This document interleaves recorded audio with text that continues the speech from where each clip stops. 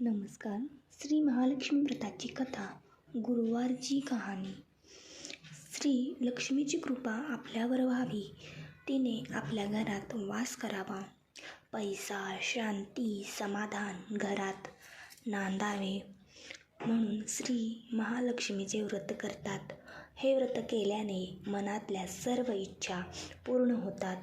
श्री महालक्ष्मीची अनेक नावे, अनेक रूपे आहेत.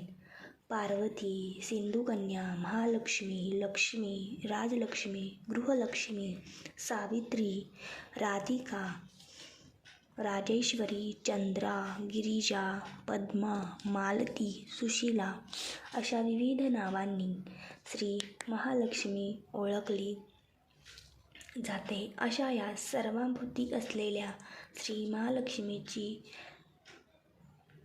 ध्यानी घ्यावी अशी ही कहाणी आहे. द्वापार युगातील आपल्या भारतातील सौराष्ट्र देशात घडलेली. तेथे एक राजा राज्य करीत होता. त्याचे नाव भद्रश्रवा. तो शूर होता, दयाळू होता आणि प्रजादक्ष होता. 4 वेद, 6 शास्त्रे, 18 पुराणे यांचे ज्ञान त्याला होते. अशा या राजाच्या राणीचे नाव होते सुरचंद्रिका. राणी रूपाने सुंदर होती, सुलक्षणी होती आणि पतिनिष्ठ होती. त्यांना एकूण 8 अपत्ये होती, 7 पुत्र आणि त्याच्यानंतर झालेली 1 कन्या. राजा राणीने कन्येचे नाव श्यामबाला ठेवले होते. एकदा देवीच्या मनात आले, आपण राजाच्या राजप्रसादी राहावे. त्याने राजा आणखी सुखी होईल, प्रजेलाही तो आणखी सुख देईल. गरिबाकडे राहिले तर सगळ्या संपत्तीचा तो एकटाच उपभोग घेईल. म्हणून देवीने एका म्हातारीचे रूप घेतले. फाटकी वस्त्रे ल्याली, आधारासाठी हातात काठी घेतली आणि काठी टेकीत ती राणीच्या महालाच्या दाराशी आली. तिला पाहताच एक दासी पुढे आली. तिने म्हातारीला विचारले, कोण ग बाई तू? कुठून आलीस? काय काम काढलंस? तुझं नाव काय? गाव काय? काय हवं तुला? म्हातारीचं रूप घेतलेली श्री महालक्ष्मी म्हणाली, माझं नाव कमलाबाई, द्वारकेला राहते मी. तुझ्या राणीला भेटायला आलीये. कुठे आहे ती? दासी म्हणाली, राणीसाहेब महालात आहेत. त्यांना सांगायला गेले तर त्या माझ्यावरच रागवतील. तुला त्या कशा भेटतील? तुझा अवतार पाहून तुला त्या हाकलूनच देतील. तू इथेच थोडा वेळ आडोशाला थांब. म्हातारीला राग आला. ती संतापून म्हणाली, तुझी राणी गेल्या जन्मी एक वैश्याची पत्नी होती. तो वैश्य फार गरीब होता. त्यावरून त्या दोघांची नेहमी भांडणे होत. नवरा तिला मारहाण करीत. ह्या त्रासाला कंटाळून एक दिवस ती घर सोडून गेली आणि जंगलात उपाशी तापाशी भटकू लागली. तिची अवस्था पाहून मला तिची दया आली. मी तिला ऐश्वर्य, सुख आणि संपत्ती देणाऱ्या श्री महालक्ष्मी व्रताची माहिती सांगितली. त्याप्रमाणे तिने ते व्रत केले. तिच्या व्रताने महालक्ष्मी प्रसन्न झाली.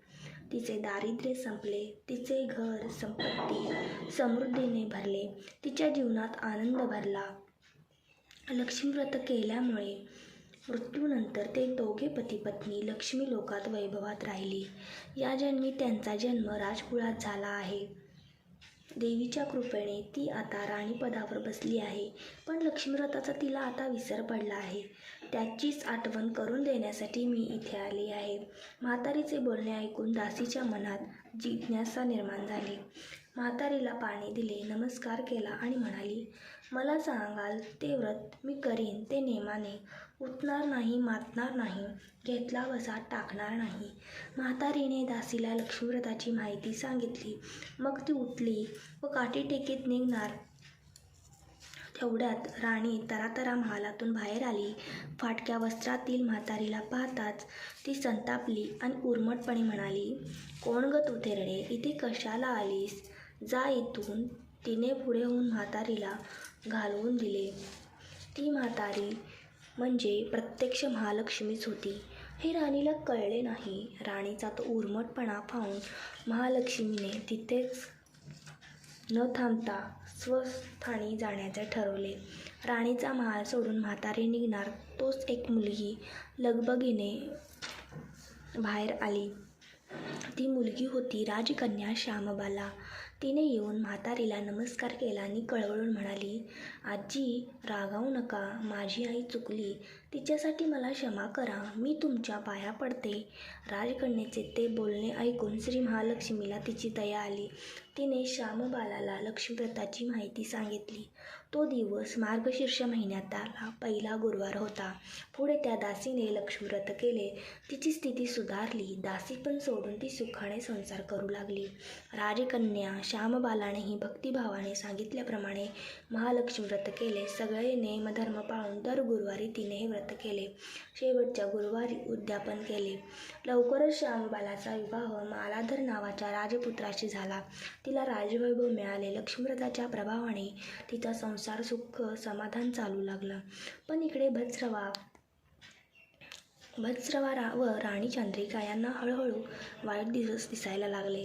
त्यांचे राज्य गेले. त्यांचे सगळे वैभव ऐश्वर लयाला गेले. चंद्रिका राणी होती ती स्थिती आता बदलली. अन्न पाण्यालाही ती महाग झाली.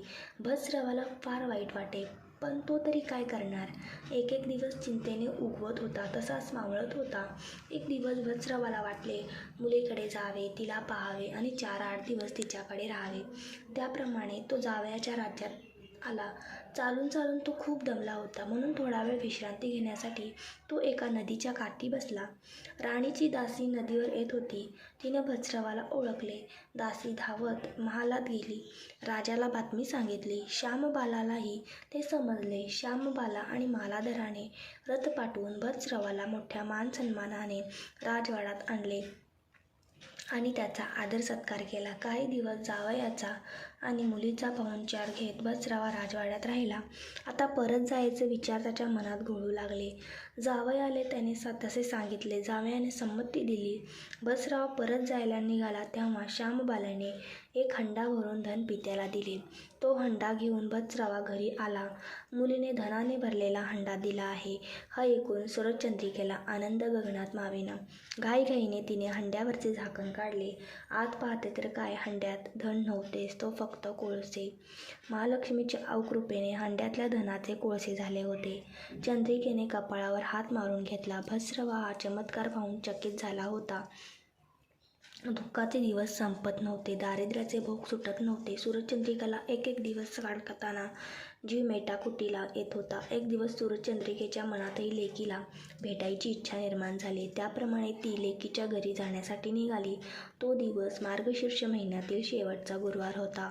सुरचंद्रिका लेकीच्या घरी पोहोचली तेव्हा श्यामबाला व्रताचे उद्यापन करीत होती. श्यामबालेनेही आईकडून महालक्ष्मी व्रत करून घेतले. 4 दिवस मुलीकडे राहून सुरचंद्रिका परत आपल्या गावात आली. लक्ष्मीव्रत केल्यामुळे काही दिवसातच त्यांना त्यांचे पूर्वीचे वैभव परत मिळाले. राज्यप्राप्ती झाली. पुढे काही दिवसांनी आईवडिलांना भेटण्यासाठी म्हणून श्यामबाला माहेरी आली. पण बाप भेटायला गेले असताना त्याला श्यामबालेने कोळसा भरलेला हंडा तर दिला होता, पण आपल्याला मात्र काहीच दिले नाही. पण हा राग राणीच्या मनात होता. त्यामुळे श्यामबालेचे व्हावे तसे स्वागत कुणी केले नाही. राणीने एक प्रकारे तिचा अपमानच केला. पण श्यामबालेला आईचा राग आला नाही. ती पुन्हा आपल्या घरी जाण्यासाठी निघाली. निघताना ती पूर्वी बापाला दिलेला हंडा परत घेतला. त्यात मीठ भरले व तो हंडा घेऊन ती आपल्या सासरी आली.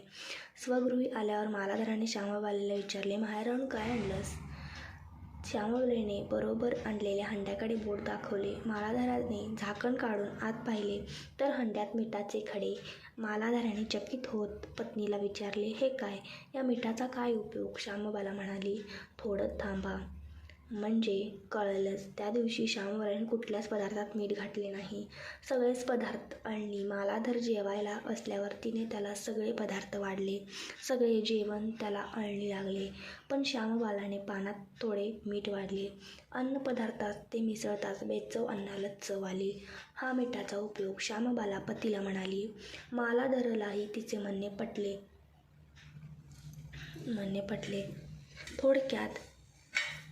थोडक्यात जे कुणी महालक्ष्मी व्रत श्रद्धेने आणि मनोभावे करतील त्यांना श्री महालक्ष्मी प्रसन्न होऊन त्याच्यावर तिची कृपा होईल. पण श्रीमंती आल्यावर सुद्धा माणसाने उतू नये, मातू नये. नित्यनेमाने श्री महालक्ष्मी व्रत करावे. देवीचे मनन चिंतन करावे, म्हणजे देवी सदैव तुमच्या पाठीशी उभी राहील, तुमची कामना पूर्ण करेल. महालक्ष्मी ही कहाणी गुरुवारची सुफळ संपूर्ण. ओम महालक्ष्मी नमः. ओम शांती शांती.